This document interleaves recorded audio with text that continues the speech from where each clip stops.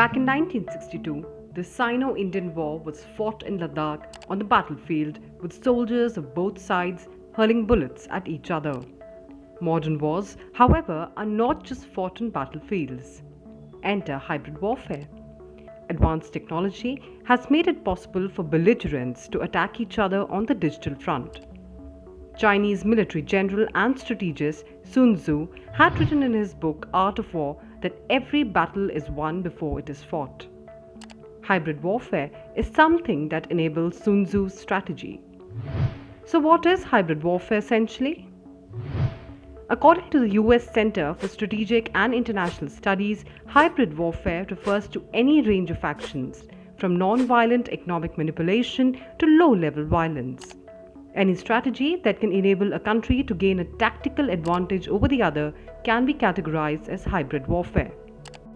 This includes arms transfer or military exercises to show off the strength and alliances of armed forces, or creating trade barriers to slow down the economy of an enemy state.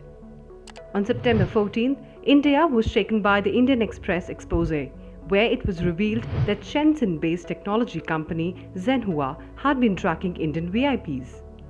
Zhenhua had links with the Chinese government and the People's Liberation Army. Zhenhua calls itself a pioneer in using big data for hybrid warfare. It monitored online activities of many Indian politicians, including PM Narendra Modi, industrialists, and current and former army chiefs. The vast swaths of data on every digital move of Indian VIPs were collected to extract important information and create behavioral patterns to predict their actions. There are many tools of hybrid warfare, and big data is one of them. Social media has emerged as a powerful tool to sway opinions in favor or against a person, a nation, or a government. An example of this is how social media is used by the Russian trolls and Chinese propagandists to spread misinformation and influence global audiences. Perhaps China's awareness of how powerful digital platforms and data could be is one of the reasons why it created the Great Firewall. A hybrid warfare strategy used by China is to coagulate its power and influence by laying a debt trap via diplomacy. According to CSIS, the countries that participated in the Belt and Road Initiative ultimately shaped their policies towards Chinese benefits and interests. Cyber attacks or jamming satellites of a targeted country to affect its businesses and government operations is another strategy of hybrid warfare.